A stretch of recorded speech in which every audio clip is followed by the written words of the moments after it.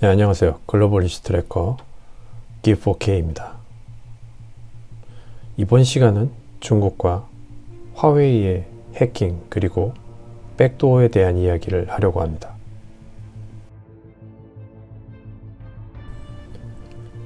(2015년) 미국의 아마존닷컴은 서비스의 큰 확장을 돕기 위해 잠재적인 인수인계인 엘레먼털 테크놀로지라는 스타트업을 조용히 평가를 시작합니다. 올해주 포틀랜드에 본사를 둔 엘레멘탈사는 대용량 비디오 파일을 압축하고 다른 기기에서 포맷하는 소프트웨어를 만들었습니다. 그것의 기술은 올림픽 게임을 온라인으로 스트리밍하고 국제 우주정거장과 통신하고 드론 영상을 중앙정보국에 제공하는 데 도움이 되는 것이었습니다. 아마존 웹서비스가 CIA를 위해 구축하고 있던 고도의 보안 클라우드 등 아마존의 정부 사업과 관련이 있었죠. 실사를 돕기 위해 예비 인수를 감독하던 아마존 웹서비스가 제3자 업체를 고용해 엘리먼트사의 보안을 면밀히 조사하였습니다.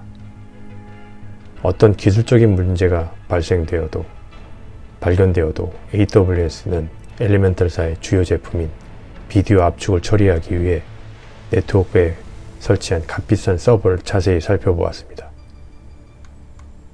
서버들은 산호세에 본사를 두고 있는 슈퍼 마이크로 컴퓨터사의 엘리먼털 바이 슈퍼 마이크로 컴퓨터를 위해 조립된 것이었습니다.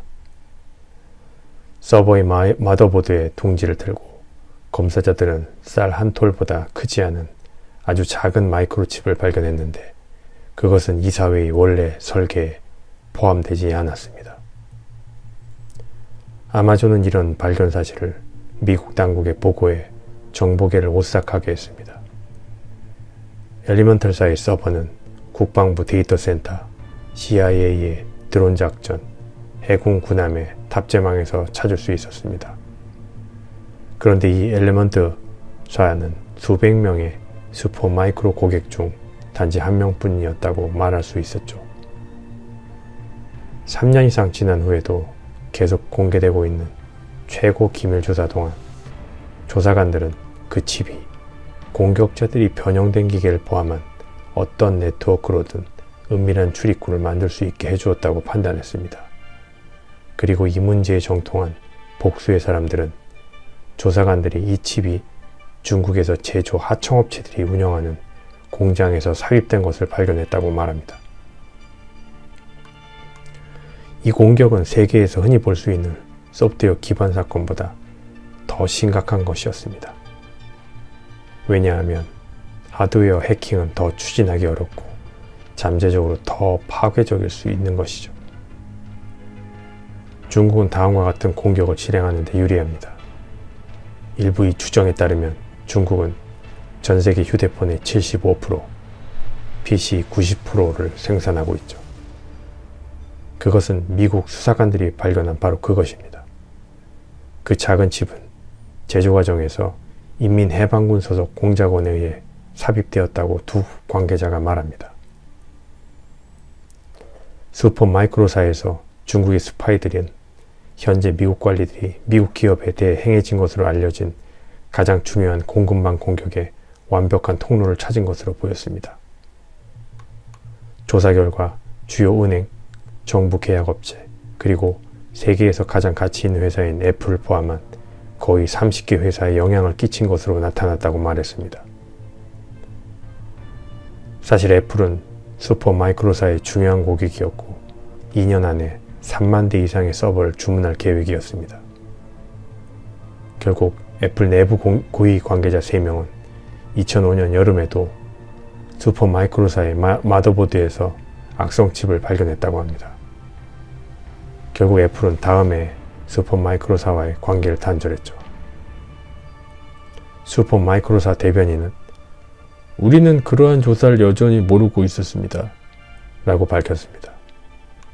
중국 정부는 슈퍼 마이크로 서버 조작에 대한 질문을 직접 꺼내지 않고 사이버 공간의 공급망 안전은 공동 관심사, 중국도 피해자라는 내용의 성명을 발표했습니다. 소비자와 대부분의 기업이 아직도 모르고 있어도 글로벌 기술 공급망의 보안 위태로워졌던 것이죠.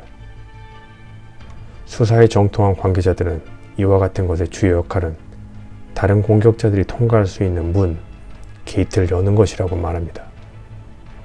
하드웨어 공격은 접근에 관한 것이라는 전직 고위 관리의 말처럼 말입니다.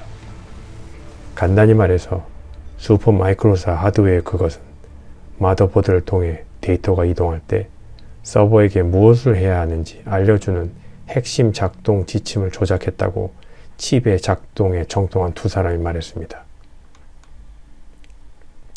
이것은 중요한 순간에 일어났는데 서버의 중앙 프로세서인 CPU로 이동하는 동안 운영체제의 작은 조각들이 보드의 임시 메모리에 저장되고 있었기 때문입니다.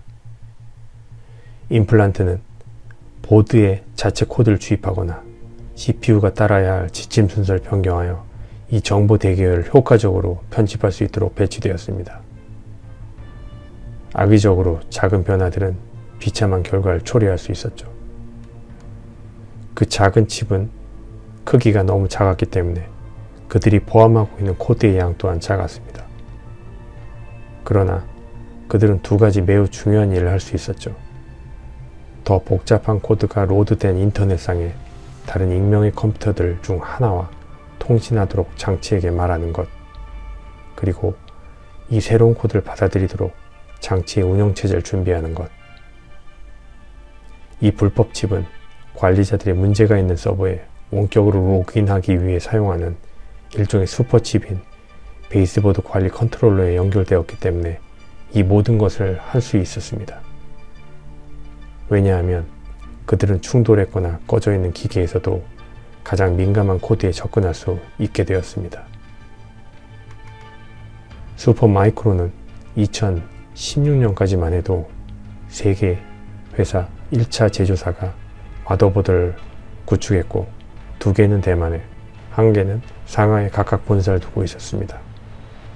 이런 납품업체들이 대량 주문에 힘들어할 때는 하청업체에 일을 나눠주기도 했었습니다. 그들은 적어도 2년 동안 슈퍼마이크로사 마더보드를 만들고 있던 4개의 하청 공장들을 추적했다고 합니다.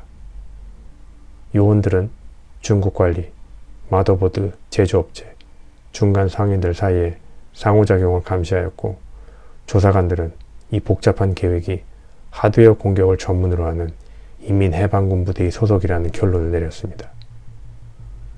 미국 관리들은 수년 동안 화웨이와 ZTE라는 두 중국 통신 대기업이 만든 하드웨어가 중국 정부의 조작 대상이 된다고 경고해 왔습니다. 물론 화웨이와 ZTE 모두 그러한 조작은 없었다고 말했습니다. 애플에 대해서는 3명의 고위 내부자 중 1명이 애플이 악성 칩을 확인한 지 몇 주 후인 2015년 여름부터 데이터 센터에서 모든 슈퍼마이크로사의 서버를 제거하기 시작했는데 애플이 내부적으로 제로라고 지칭한 과정이었다고 합니다. 결국 슈퍼마이크로사의 모든 서버 7천여 대의 서버가 몇 주 만에 교체되었다고 고위 내부자가 말했습니다. 애플은 어떤 서버도 제거되지 않았다고 부인하고 있었습니다. 두 번째 이야기, 캐나다 회사 노텔이 망한 이유. 캐나다를 대표하는 100년 역사 통신 장비 회사인 노텔의 몰락에 대한 이야기입니다.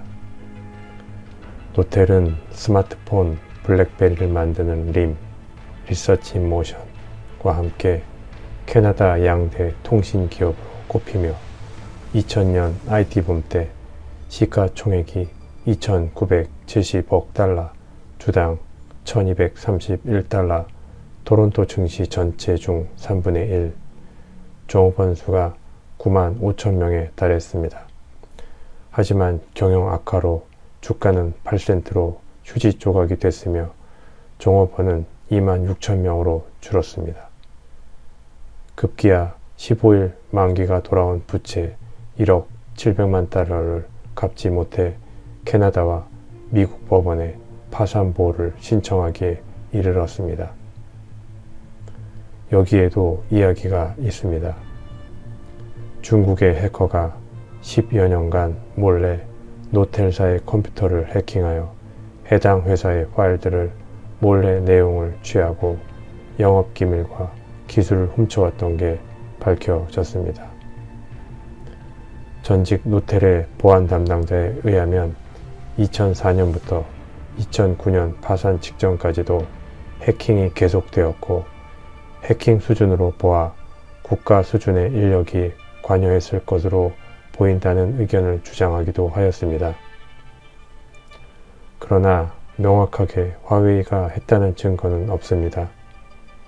그런데 신기하게도 화웨이는 노텔의 하드웨어와 매뉴얼 등이 아주 유사했다고 합니다. 이러한 114년 역사를 가진 노텔은 화웨이와의 가격 경쟁으로 2009년 파산하게 됩니다. 세 번째 이야기입니다. 화웨이 장비, 핸드폰, 노트북. 화웨이 장비에 대한 보안 검증에 대해 미국이 발표한 자료가 있습니다. 화웨이가 자체적으로 완벽한 보안 시스템을 구축해서 내보이더라도 차후에 중국 정부에서 요청하면 추가 업데이트 등을 해서 충분히 보안을 뚫을 수 있고 시스템 해킹이 가능할 것이라는 내용입니다. 지금 당장 시제품 장비를 검사해서 이상이 없다고 하더라도 해당 장비를 유지보수하기 위해서는 화웨이 직원들이 계속 LG U+ 장비를 만질 수밖에 없습니다. 이와 같이 화웨이 장비를 쓴다는 것 자체만으로도 사용자들은 이런 불안감에서 벗어나기 어려울 것입니다. 하물며 우리가 항상 사용하고 있고 사용해야 하는 핸드폰의 경우는 더 심각하다고 할 수 있습니다. 이미 국내에 LG U+ 화웨이 5G 장비가 5,000개가량 설치되어 있다고 합니다. 현재 화웨이 스마트폰은 합법적으로 미국의 제재로 인해 구글 서비스 설치가 불가한 상태인데요. 중국 내에서 주로 판매하도록 노력하면서 그들은 충격적이게도 백도어 활용을 권하는 말도 안 되는 상황에서 판매하고 있습니다. 실제로 화웨이 메이트 30 프로에 구글 서비스를 심어주는 백도어에 대한 상세한 설명이 공개된 이후 해당 서비스가 구글에 의해 원천 차단되었습니다. 참으로 황당한 사건입니다. 현재 구글에서는 세이프티넷 API라는 것을 통해 구글 서비스 설치된 기기 정보 조사를 통한 프로파일 생성, 그리고 안드로이드 호환성 테스트 거친 기기 목록과 비교 검증, 소프트웨어 변조 유무 확인 등 광범위한 조사를 한다고 합니다. 세이프티넷 API는 기기 사용의 무결성을 검증하기 위한 과정이기 때문에 이 과정을 통과하지 못하면 구글 서비스에 원천적으로 차단당할 수밖에 없습니다. 그러나 화웨이 고위 관계자는 이것에 대해 이렇게 이야기했다고 합니다.